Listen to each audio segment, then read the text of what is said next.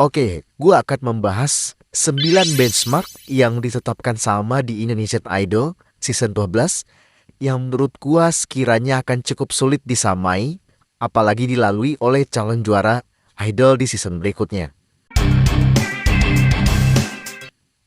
Yang pertama adalah originalitas.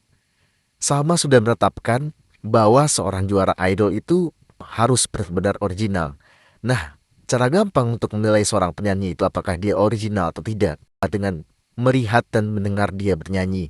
Jika ketika melihat dan mendengar dia bernyanyi kita langsung teringat dengan penyanyi yang lain, maka dia mungkin saja tidak original. Tapi ketika gua melihat dan mendengar Salma bernyanyi, gua nggak ingat siapapun. Makanya menurut gua Salma punya faktor original atau punya originalitas. Berikutnya, standar tinggi yang ditetapkan Salma di Indonesian Idol adalah seorang juara dengan level musisi. Musisi dalam hal ini berarti punya intuisi musik, punya kepekaan nada, dan kreativitas yang tinggi. Dan Salma gue pikir udah membuktikan itu, dan juga udah di-approve oleh para juri bahwa dia sudah ada di level itu. Yang ketiga adalah songwriter. Juara Indonesian Idol berikutnya minimal juga songwriter gitu.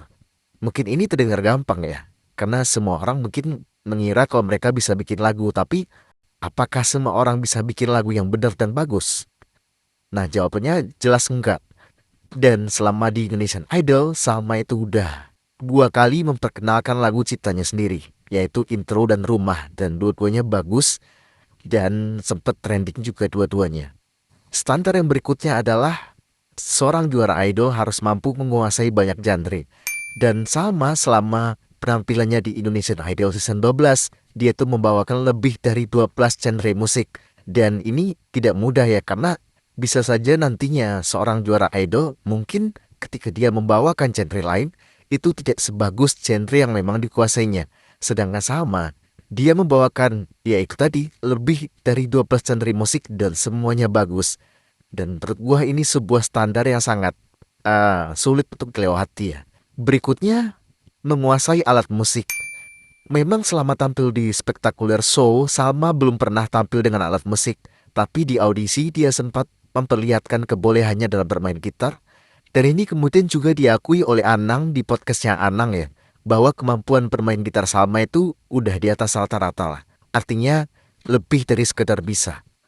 Selanjutnya, yang keenam adalah konsistensi.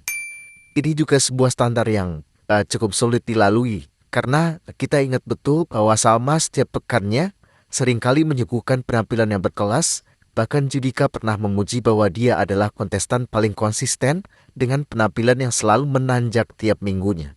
Berikutnya adalah kemampuan untuk menjalankan koreografi. Juara idol berikutnya juga harus mahir dalam hal koreografi karena Salma sudah membuktikan itu. Yang kemudian juga diakui oleh Rosa bahwa Salma hebat soal menghafal dan mengeksekusi setiap koreografi yang diberikan kepadanya. Benchmark berikutnya ini juga akan susah, yaitu standing ovation dan trending. Ini cukup sulit ya untuk dilalui oleh juara idol berikutnya, karena Salma menurut perhitungan gua adalah pemegang rekor standing ovation terbanyak di Indonesian Idol, yaitu lebih dari 90 kali, dan dia berhasil trending lebih dari 15 kali di YouTube di semua penampilan dia di Indonesian Idol. Kemudian benchmark yang terakhir atau standar yang terakhir, yang nomor 9 adalah fanbase. Nah ini juga standar yang nggak bisa dibilang gampang ya. Kadang ada juara pencarian bakat yang disukai juri tapi belum tentu disukai orang-orang.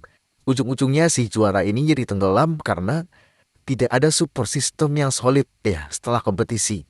Dan Salman punya sahabat yang makin hari makin banyak dan solid. Jadi Salman juga ikut ya menetapkan benchmark yang sangat tinggi sebagai fanbase untuk calon juara Indonesian Idol season berikutnya. Jadi itulah dia 9 benchmark yang berhasil ditetapkan Salma selama dia mengikuti Indonesian Idol season 12. Dan yang kita lihat aja ya ke depannya. Tahun depan apakah ada orang yang bisa melampaui apa yang udah dicapai oleh Salma. Walaupun kalau menurut gua orang seperti Salma itu hanya akan muncul sekali dalam sekian puluh tahun atau mungkin 100 tahun. Tapi ya nggak tahu, kita lihat aja nanti. Dan seperti biasa buat teman-teman yang berkenan untuk mengapresiasi konten-konten gua, boleh dengan mengunjungi link yang ada di profile. Thank you for watching dan bahagia bersama.